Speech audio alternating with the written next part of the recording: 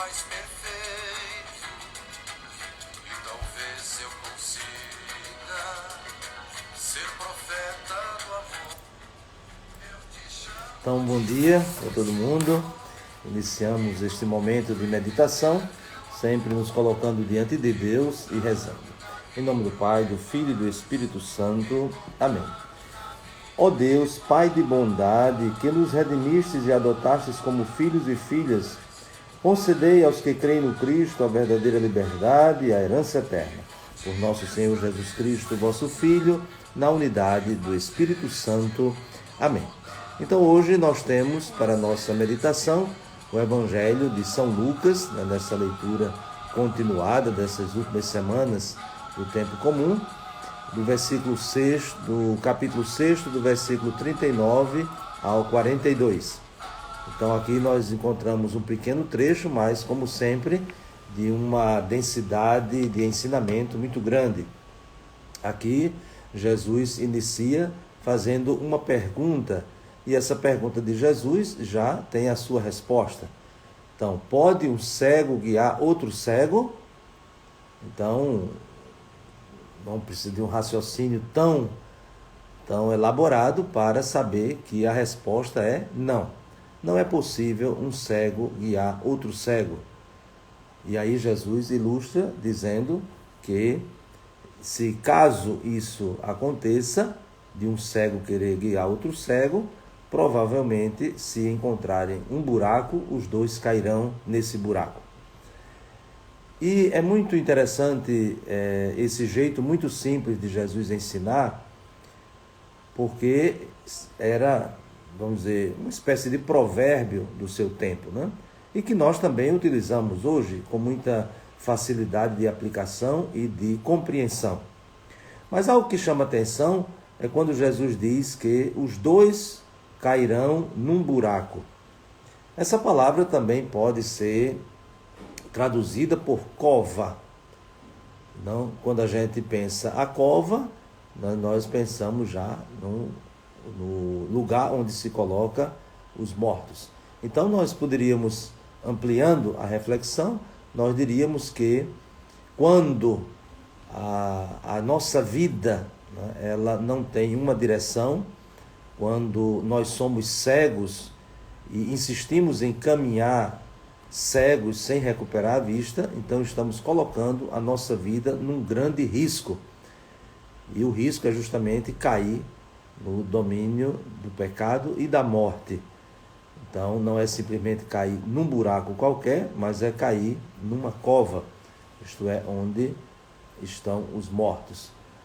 E uma vida, de fato, que não é orientada, que não é iluminada, então ela se arrisca em muitos caminhos tortuosos e em muitas veredas que podem não levar a canto nenhum, a não ser a perder a própria vida.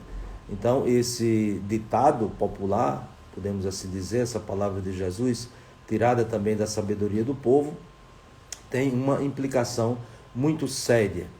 Isto é, ser cego por opção é um grande desastre na condução da nossa vida.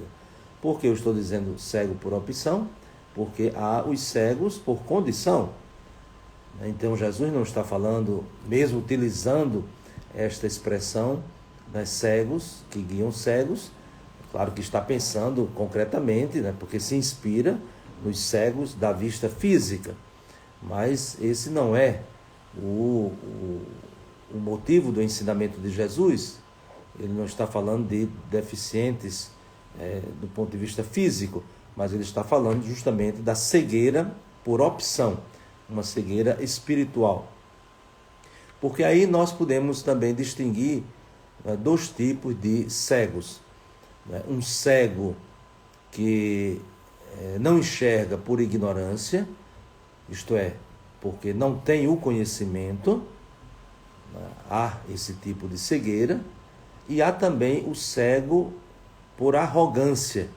Vejam que há duas coisas e são bem distintas, aparentemente muito semelhantes, mas, na verdade, elas têm consequências muito desastrosas. Então, uma pessoa que não enxerga, porque não conhece, porque ainda não se encontrou com a luz, tem sempre a possibilidade de recuperar a vista. Vejam que Jesus, no início do Evangelho de São Lucas, no capítulo 4, quando ele faz a abertura solene do seu ministério, ele diz justamente isso, que foi consagrado, foi ungido para recuperar a vista aos cegos. Então, quem são esses cegos? São, de fato, os ignorantes. E aqui a gente entende ignorante, né? Etimologicamente, aqueles que não têm o conhecimento. E, naturalmente, o conhecimento aqui não significa informações, nem muito menos um conteúdo teórico ou livresco, mas é o conhecimento como fruto da experiência do seguimento de Jesus. Então, à medida que nós vamos seguindo Jesus, que é a luz, né, Jesus no Evangelho de São João diz assim: quem me segue não andará nas trevas, mas terá a luz da vida. Isto é, quem me segue recupera a vista. Quem me segue se deixa iluminar o seu caminho e a sua estrada. Então, vamos dizer, é a cegueira por ignorância, a cegueira que tem, né, um caminho a ser feito seguindo Jesus e, portanto, recuperando a vista. Mas também há uma cegueira por arrogância. Então, o que é essa cegueira por arrogância? É aquilo que a gente está dizendo, não é uma condição, mas uma opção. Então, alguém que decide insistir na sua cegueira, pensando que enxerga. Aqui também nós temos aquele belíssimo trecho do Evangelho de São João, no capítulo 9, da cura do cego de nascença, onde Jesus vai dizer que ele veio para um julgamento, para que aqueles que não veem vejam e aqueles que pensam que veem, de fato, reconheçam a sua cegueira. Então ali também fica muito claro essa cegueira por condição e essa cegueira por opção. Então, o discípulo é aquele que, seguindo o Cristo, com humildade e obediência, vai recuperando a vista. E por isso, se é discípulo, não vai jamais querer ser maior do que o mestre, que é justamente isso que Jesus diz: um discípulo não é maior do que o mestre. Todo discípulo bem formado será como o mestre. Então, vejam aí, aqueles que eram cegos por condição, e até mesmo a gente pode ampliar, né, pensando como pecadores, nós somos cegos, mas quando reconhecemos que somos pecadores, né, que temos as nossas fragilidades, então vamos dando os passos para a recuperação da vista. Mas quando nós não enxergamos e não reconhecemos que somos pecadores, então caímos nessa arrogância. E aí o que é que acontece? Nos tornamos juízes dos outros. É o que Jesus diz no versículo 41. Por que vês tu o cisco no olho do teu irmão e não percebes a trave que está no teu próprio olho? Então é quando o ser humano se torna juiz do outro. Primeiro, no primeiro exemplo que Jesus dá, um cego guiando o outro, então é o ser humano que quer dominar o outro. Esse guiar aqui significa conduzir no caminho, mas no sentido de dominar o outro. E agora Jesus chama atenção para um outro tipo de cegueira, que é o julgamento impiedoso do outro. Por isso Jesus utiliza também essa comparação. Como é que você vê o cisco no olho do outro e não vê a própria trave no seu olho? Então, como é que é possível dizer para o outro: deixa-me tirar o cisco do teu olho, se você nem está enxergando direito? Né? Porque imagine, uma trave no próprio olho impede de enxergar. Então, de novo, é a mesma imagem. Dois cegos. Né? Porque, de qualquer forma, a trave impede de ver e o cisco no olho incomoda, né, a visão. Então, de fato, são dois cegos. É a mesma imagem retomada aqui por Jesus. E, de novo, o que significa essa cegueira? A arrogância, né, o fechar-se, o não querer, o optar o escolher não enxergar. E aí, nesse ensinamento de Jesus, nós temos também uma espécie de provocação, né? Jesus chama de hipócrita. Hipócrita é aquele que não quer enxergar por opção e ainda quer guiar os outros sem ter condição.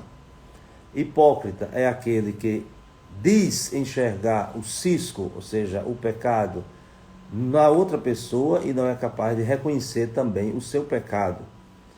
Mas vejam que Jesus não está aqui sugerindo nem orientando e fomentando aquela ideia, né? Eu tenho pecado, você tem pecado, você fica com os seus, eu fico com os meus.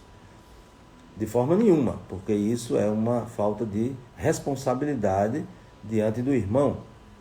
E nós devemos ter essa corresponsabilidade. Nós sabemos que, até pela própria experiência, que quando cai um cisco no nosso olho, se nós queremos, né, ou quisermos tirar esse cisco sozinhos, muitas vezes até prejudicamos. Quantas vezes alguém já tentou tirar o cisco, vai no espelho e não consegue enxergar, porque um olho não vê o outro, depois não consegue identificar onde está, só tem a percepção do incômodo, lava o rosto, mexe para cá, mexe para lá, e aí depois tem que ter a humildade de chegar para alguém e dizer assim, veja aqui se você consegue enxergar onde está esse cisco. E aí a pessoa, às vezes, somente com uma pequena ação, tira aquele cisco. E às vezes a gente levou ali muito tempo querendo tirar o cisco sozinho e não consegue, mesmo que seja pequeno. Mas uma pessoa vai lá, às vezes, com um cotonete, toca e consegue tirar. Então vejam que é importante nos deixarmos ajudar também para superar as nossas dificuldades e as nossas fragilidades. Agora, Jesus, como eu dizia, não está aqui afirmando que cada um fique com os seus pecados e não se meta na vida do outro. Porque o que é que ele diz? Tira primeiro a trave do teu olho e então poderás enxergar bem para tirar o cisco do olho do teu irmão. Então, para tirar essa trave, nós também precisamos da ajuda. Essa ajuda do outro, né, para retirar a trave.